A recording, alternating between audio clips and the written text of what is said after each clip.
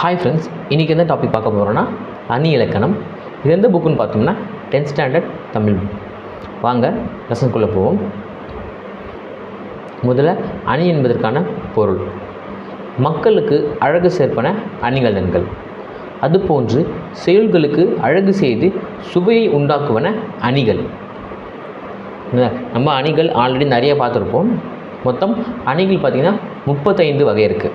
நமக்கு ஸ்கூல் புக்கில் கொஞ்சம் அணிகள் தான் கொடுத்துருப்போம். அதுதான் கொஞ்சம் கொஞ்சமாக பார்த்துட்டு வரோம். இன்றைக்கி தற்குறிப்பேற்ற அணி. இயல்பாய் நிகழும் நிகழ்ச்சியின் மீது கவிஞன் தன் குறிப்பை ஏற்றி கூறுவது தான் தற்குறிப்பு ஏற்ற அணி. இயல்பாக நடக்கிற ஒரு விஷயத்தை கொஞ்சம் ஏற்றி உயர்வாக கூறுறது தான் தற்குறிப்பேற்ற அணி. எடுத்துக்காட்டு பார்ப்போம்.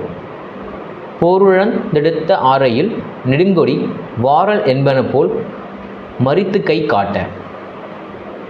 இந்த பாடலோட பொருள் பார்த்திங்கன்னா, கோட்டை மதில் மேல் இருந்த கொடியானது வரவேண்டாம் என தடுப்பது போல கை காட்டியது என்பது இதோட பொருள். கோட்டை மதில் மேல் இருக்கும் கொடியானது பார்த்திங்கன்னா வரவேண்டாம் என தடுப்பது போல கை காட்டியது என்பது தான் இதோடைய பொருள். அணி பொருத்தம் என்னன்னு பார்த்திங்கன்னா, கோவலனும் கண்ணகியும் மதுரை மாநகருக்கு சென்றபோது மதிலின் மேலிருந்த கொடிகள் காற்றில் இயற்கையாக அசைந்தன.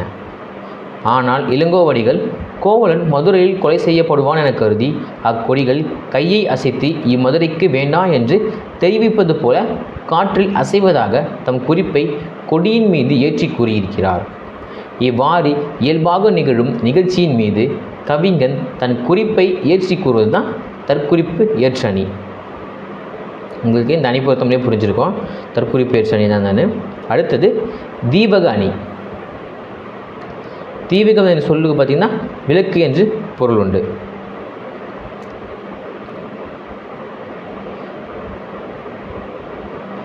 ஓர் அறையில் ஓரிடத்தில் வைக்கப்பட்ட விளக்கானது அவ்வறையில் பல இடங்களில் உள்ள பொருள்களுக்கு வெளிச்சம் தந்து விளக்குதல் போல செய்யுளின் ஓரிடத்தில் நின்ற ஒரு சொல் அச்செய்யுளின் பல இடங்களிலும் உள்ள சொற்களோடு சென்று பொருந்தி பொருளை விளக்குவதால் இவ்வணி தீபக அணி எனப்பட்டது. தீபகம் என்றால் விளக்கு என்று பொருள். எப்படி ஒரு அறையில் இருட்டாக இருக்கிற ஒரு அறையில் அந்த விளக்கு பல பொருளுக்கு வெளிச்சமாக இருப்பது போல் ஒரு செய்யுளில் இந்த தீபக அணி பார்த்திங்கன்னா பல பொருளுக்கு விளக்காக இருக்குது. அதனால் இது தீபக அணி எனப்பட்டது. இது முதல்நிலை தீபகம், இடைநிலை தீபகம், கடைநிலை தீபகம் என்று 3 வகையாக பிரிக்கலாம். இந்த தீபக அணியை பார்த்திங்கன்னா முதல்நிலை, இடைநிலை, கடைநிலை என்று 3 வகையாக பிரிக்கலாம். இந்த தீபக அணிக்கு எடுத்துக்காட்டு பார்த்தோம்னா,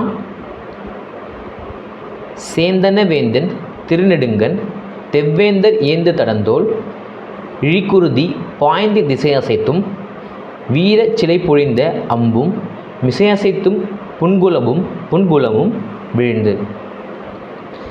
இந்த சேந்தன அப்படின்னு என்பது சிவந்தன, தெவ் என்பது பகைமை, சிலை என்றால் வில், மிசை அப்படின்றால் மேலே, புல் என்பது பறவை.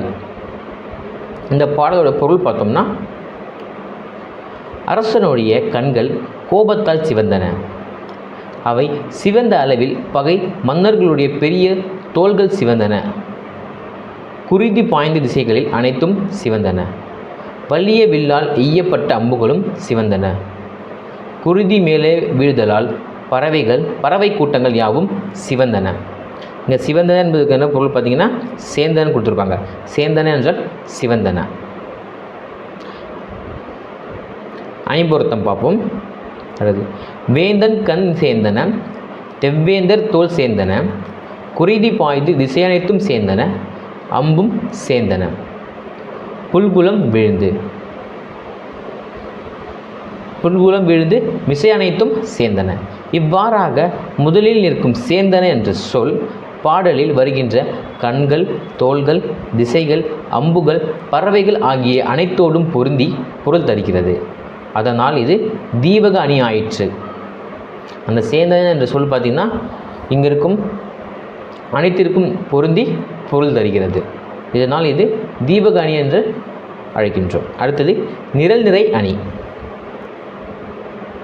இதுக்கு முன்னாடி பார்த்துருப்போம், நிரல் நிறை பொருள்கோள் அப்படின்னு ஒன்று பார்த்துருப்போம். இதிலே முறை நிறை எதிர் நிரல் நிறை என்று 2 வகை இருந்திருக்கு. இப்போது நிரல் நிறை அணி. நிரல் என்றால் வரிசை, நிறை என்பது நிறுத்துதல். சொல்லையும் பொருளையும் வரிசையாக நிறுத்தி அவ்வரிசைப்படியே இணைத்து பொருள் கொள்வது நிரல் நிறை அணி எனப்படும். சொல்லையும் பொருளையும் வரிசையாக நிறுத்தி அவ்வரிசைப்படியை இணைத்து பொருள் கொள்வது தான் நிரல் நிறை அணி எனப்படும். எடுத்துக்காட்டு பார்த்தோம்னா, அன்பும் அறமும் உடைத்தாயின் இல்வாழ்க்கை பண்பும் பயனும் அது. பாடலின் பொருள் பார்த்தோம்னா, இல்வாழ்க்கை அன்பும் அறனும் உடையதாக விளங்குமானால் அந்த வாழ்க்கையின் பண்பும் பயனும் அதுவே ஆகும். அணி பொருத்தம் பார்ப்போம். இக்குறளில் அன்பும் அறனும் என்ற சொற்களை வரிசையாக நிறுத்தி பண்பும் பயனும் என்ற சொற்களை முறைப்பட கூறியுள்ளமையால் இது நிரல் நிறை அணி ஆகும். அடுத்தது தன்மை அணி. எவ்வகைப்பட்ட பொருளாக இருந்தாலும் இயற்கையில் அமைந்த அதன் உண்மையான இயல்பு தனித்தன்மையை கேட்பவர்களின் மனம் மகிழுமாறு உரிய சொற்களை அமைத்து பாடுவது தன்மை அணி ஆகும். திரும்ப பார்ப்போம். எவ்வகைப்பட்ட பொருளாக இருந்தாலும் இயற்கையில் அமைந்த அதன் உண்மையான இயல்பு தன்மையினை கேட்பவர்களின் மனம் மகிழுமாறு உரிய சொற்களை அமைத்து பாடுவது தன்மை அணி ஆகும். இதனை தன்மை நவிர்ச்சி அணி என்றும் கூறுவர். இவ்வணி 4 வகைப்படும். தன்மை நவிர்ச்சி அணி பார்த்திங்கன்னா 4 வகைப்படும். அவை பொருள் தன்மை அணி, குணத்தன்மை அணி, சாதித்தன்மை அணி, தொழிற்தன்மை அணி என்று 4 வகை. இதுக்கு எடுத்துக்காட்டு பார்ப்போம். மெய்யிற் பொடியும் விரித்த கருங்குழலும் கையில் தனிச்சிலம்பும் கண்ணீரும் வையை கொண் கடலவே தோற்றான் அக்காரிகை தன் சொற்செவியில் உண்டளவோ தோற்றான் உயிர். இங்கு சிலம்பு என்பது வழக்குரை காதை வெண்பா. சிலம்பு வழக்குரை காதை வெண்பா. இந்த பாடலோட பொருள் பார்த்தோம்னா, உடம்பு முழுக்க தூசியும் விரித்த கருமையான தலைமுடியும் கையில் ஒற்றை சிலம்போடு வந்த தோற்றமும் அவளது கண்ணீரும் கண்ட அளவிலேயே வையை நதி பாயும் கூடல் நகரத்து அரசனான பாண்டியன் தோற்றான். அவளது சொல் தன் செவியில் கேட்டவுடன் உயிரை நீத்தான். இதோட அணி பொருத்தம் பார்த்தோம்னா,